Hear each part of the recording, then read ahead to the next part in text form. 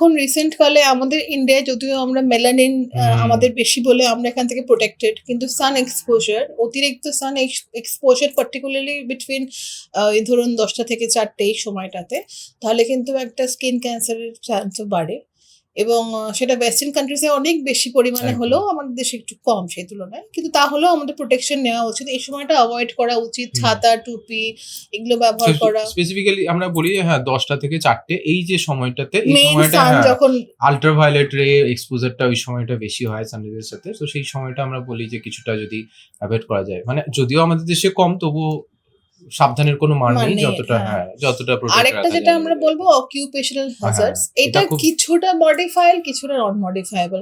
যেমন ধরুন যারা কয়লা খাদানে কাজ করে বা সিমেন্ট ফ্যাক্টরিতে কাজ করে, তো সিলিকা বা এই ধরনের কিছু ছোট ছোট পার্টিকলস হয় যেগুলো তারা এক্সপোজড হয়, ফলে তার থেকে কিছু কিছু সময় লাং ক্যান্সার বা অন্যরকম মেজোথেলিওমা এরকম কিছু ধরনের রোগ হয়।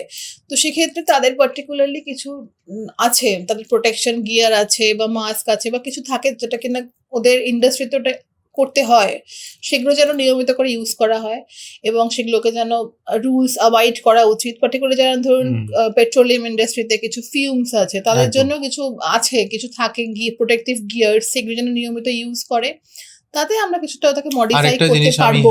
আরেকটা জিনিস যেটা বলবো ভাবছিলাম সেটা হলো যে এয়ার পলিউশন, যেটা আমাদের কাছে এখন প্রচন্ড মাথা ব্যথার কারণ। মানে আগে হতো কি যে লাং ক্যান্সারটা স্মোকিং রিলেটেড শুধু আমরা ভাবতাম, এখন আমরা দেখছি যে যারা স্মোকিং করেন না তাদের মধ্যে লাং ক্যান্সার বাড়ছে। যার একটা কারণ আগের দিন আমরা বলেছিলাম যে সেকেন্ড হ্যান্ড স্মোক, আরেকটা কারণ কিন্তু প্রচন্ড পরিমাণে বলবো এয়ার পলিউশন। এটাও কিন্তু ক্যান্সারের একটা বড় কারণ। এটা এখন আমাদের মডিফাইবল নয়, তাহলে আমাদের শহর ছেড়ে যেতে হবে, সেটা তো পসিবল সবসময় হবে না। কিন্তু পলিউশন কমানোর জন্য আমরা কিছু পলিসি, ভেহিকল গুলোকে প্রপারলি তার পলিউশন টেস্টিং করা, পলিউশন সার্টিফিকেট নেওয়া, এগুলো তো করতেই পারি, যাতে কিনা আমরা কম ভেহিকল ইউজ করা, যেখান থেকে পাবলিক ট্রান্সপোর্ট ইউজ করা, এগুলো তো আমরা করতেই পারি। তো এগুলো কিছুটা মডিফাইবল, পুরো বলবো না।